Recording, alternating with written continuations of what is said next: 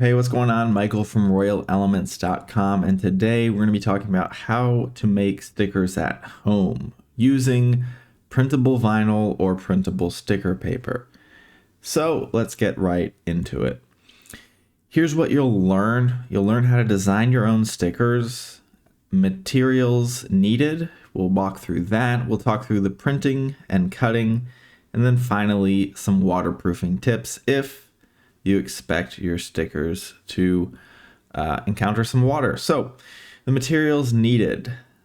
You will need printable sticker paper, whether that's printable vinyl, plain sticker paper, but it will need to be on a printable material, likely 8.5 by 11 inch sheets, just like a regular sheet of paper, but with a sticky backing that peels off.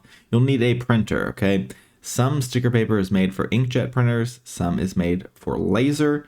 You'll need to read the packaging and know which is which, okay? You also need scissors or a cutting machine like a Cricut, Explorer, or something like that.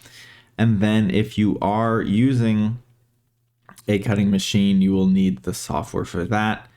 You'll also need design software, or you can download images from Google or the internet if you're just using them for personal use. And then laminating sheets is optional. So there's a few different types of printable vinyl on the right side: glossy, clear, and matte. They all have their pros and cons.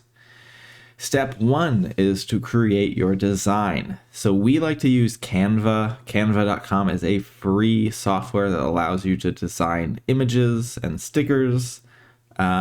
Set them to 8.5 by 11 inch sheet sizes so that they're compatible with your sticker paper. And you can always have multiple designs per sheet. For example, the frogs with the knives over there. You can duplicate the same image and print it out so you use the full sheet and you don't waste any paper, okay? And then try and leave spacing between. So if you're going to use scissors, obviously you want to be able to cut between. And if you use a design software for a cutting machine, you'll need to import those images into your cutting machine software, okay? Let's talk about some design tips. So typically you want to have roughly 300 dots per inch for the images so that it's high resolution and it doesn't look kind of washed out or grainy or pixelated. And a lot of times bold and simple designs work best. For example, that cat in the teacup right there, you want to be mindful of, you're using scissors that you can cut around the edges and it's not super intricate, and that you don't have any issues there. You want to add white borders, usually a little bit of a bleed, so that you have that kind of sticker look. Or if you don't want that, make sure to remove them so that, for example, on the right hand side that was cut out with with scissors for that sticker, and we did add a little bit of an edge. So you can always test the styles, okay? Step two is prepare for printing. So you want to export either a PNG or maybe a PDF file format. We recommend PNG, high quality. That way you get the best resolution and your stickers look really vibrant, okay? On your printer settings, you want to make sure that you select high quality. You can select normal, low, or high quality. Always go with the highest quality, because if you're going to sell these stickers, obviously you want them to look good. If you're going to use them, you also want them to look really good. Okay, so printer settings. Depending on the sticker paper type you're using, you'll want to adjust the settings. Auto settings don't always work well. In a lot of cases, they don't pick up the type of paper. So if you're using a glossy sticker paper or printable vinyl, you'll want to use some type of photo print or high gloss setting. Always set the quality to high. Scale, keep it at 100% so you don't have any surprises and it doesn't get smaller or larger if you scale that around.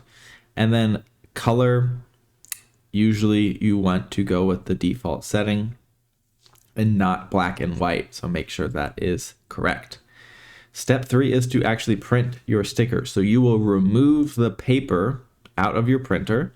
You will put in one sheet of sticker paper so it doesn't jam and have trouble loading.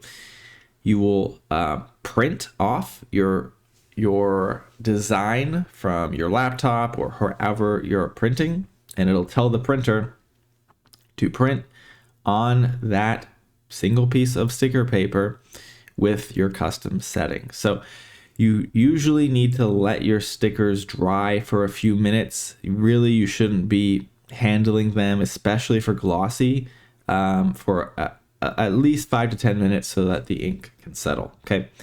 Step 4 is to cut your stickers. So after printing, you have one of two options, either a pair of scissors or a machine. Okay. So pair of scissors, pros and cons. It's cheaper, but you're not going to get as professional or clean of a look, especially if you make mistakes. Okay. A cutting machine will cost a couple $100, maybe $200-$300, but it's faster, it's more professional, and it cuts out much more clean. And so that is recommended if you are running your own sticker shop eventually. And it's more fun. Okay. So those are the pros and cons. A cutting machine is optional. For example, if you're using the Cricut machines, you'll use the print then cut feature. We have tutorials on our channel for how to do that. You might need to calibrate the settings, like you can kind of see in the background image. There is, Lilo and Stitch images, stickers being cut out with the little needle cutter. And then you can always correct the material settings. Okay. So if you want to make your stickers waterproof, you can apply a laminate. Typically, this is something like our Royal Elements clear one-sided adhesive laminate. It will just go over top of your printed sticker paper, and then you can cut that out. It makes your stickers last much longer. It allows for kind of UV protection from the sun and fading. So if you're going to put them on water bottles, a bumper sticker, definitely recommend. And then you'll want to make sure you smooth the bubbles out so you don't get any bubbles trapped between your stickers and the laminate sheets. And then make sure to trim the edges. So common mistakes, low quality images. All right. If you don't set your printer settings to best quality, then you might run into this.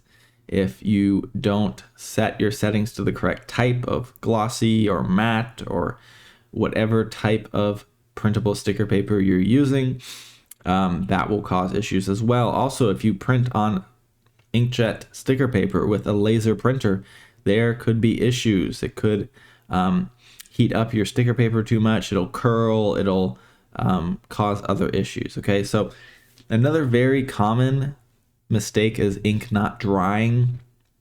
This is again, it comes down to a ink type and sticker paper mismatch. Okay, so you might be printing on the wrong type of sticker paper. Your ink might not be the highest quality.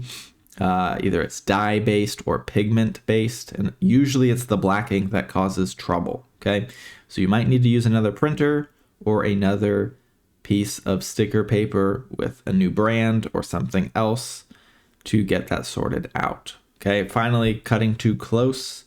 Maybe you need to back off a little bit, add a little bit of a bleed, or use a cutting machine. Pro tips, design in batches so that you can print off your stickers and they look great and you don't have to print one at a time. You want to make sure you test colors. Sometimes you want to test your designs out on a regular sheet of paper before you use your sticker paper, especially if it's more expensive printable vinyl. You always want to look into matte versus glossy versus clear or holographic printable vinyl or sticker paper and know which you prefer and which does best under each situation, and then make sure you store everything properly. Use cases, you can use these on water bottles, laptops, journals, you can sell them online. Really, anything that is a smooth, solid surface, you can slap a sticker on. So this is easy and scalable. You can start it simple and improve over time. Click the video appearing on your screen, and I will see you in the next video.